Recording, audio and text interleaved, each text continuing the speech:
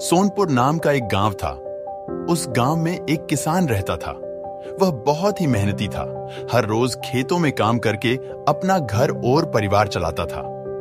रामेश और सुरेश उस किसान के बेटे थे। वे बहुत ही आलसी और बदमाश थे। वे अपने पिता को कामकाज में हाथ बटाने के बजाय आलस किया करते थे। वे इधर-उधर दोस्तों के साथ घूमते फिरते रहते थे। किसान को अपने बेटों की बहुत फिक्र थी। वह सोचते थे कि मेरे मरने के बाद इन दोनों का क्या होगा? ये अपना पेट कैसे भरेंगे?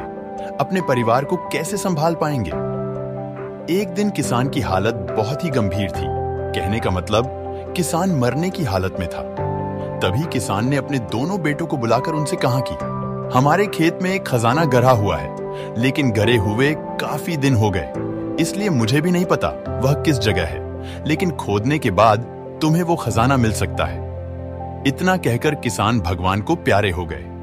खजाने की खबर सुनकर दोनों बेटों के मन में लालच आ गया और वो दोनों खेत पर चले गए और खेत को खोदने लगे। खजाने के लालच में कुछ ही दिनों में पूरे खेत को खोदने के बाद वह उस खजाने को नहीं मिला। वह घर जाकर बैठ गए और अपने पिता को कोसने लगे। इसी तरह कुछ महीने बीत गए और वर्षा ऋतु का आगमन हुआ। किसान के बेटों के पास पेट भरने के लिए सिर्फ एक ही जरिया था, वो है खेती। तब बाकी किसानों की तरह किसान के बेटों ने खेत में बीज बोने शुरू कर दिए। वर्षा का पानी पाकर वह बीज अंकुशित हुए और देखते ही देखते पूरे खेत में लहराने लगे। ऐसा लग रहा था कि हवा के झोंके से लहरा रहा था। यह देखकर रामेश और सुरेश बहुत खुश हो गए। उनको समझ आ गया कि परिश्रम ही सच्चा धन होता है और वो उसी तरह से अपने पिता के शब्दों का मोल भी समझ गए और अपने कामकाज में लग गए। एक गांव में हरीश नाम का एक किसान रहता था। वह बहुत ही गरीब और मेहनती आदमी था। पूरी दिन अपने खेत में मेहनत करते रहता था, पर इतना मेहनत करने के बावजूद भी उसका फसल नहीं हो पाता था।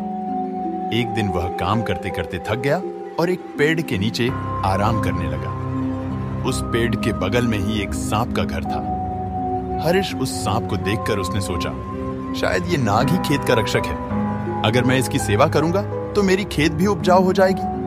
अगले दिन हरीश एक दूध की कटोरी ले आया और कहा, ओ नाग देवता, कृपया मुझे समृद्धि और सफलता का आशीर्वाद दें। सांप ने सारा दूध पिया और एक सोने का सिक्का उसके लिए छोड़ा। हरीश यह देखकर बहुत खुश हुआ और उस नाग देवता को धन्यवाद बोला। इसी प्रकार कई दिनों तक चलता रहा। एक दिन किसी जरूरी काम से हरीश को बाहर जाना पड़ा।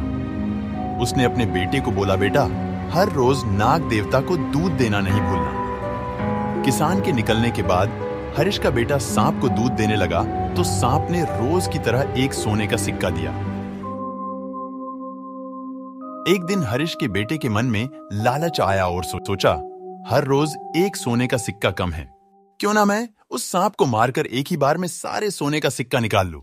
अगले दिन दूध पीते समय किसान के बेटे ने सांप को लकड़ी से मारने की कोशिश की।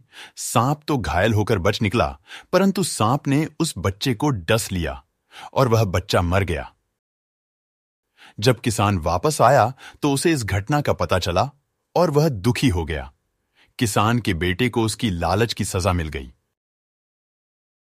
इस कहानी से सीख मिलती है कि हमें कभी भी लालच नहीं करने चाहिए।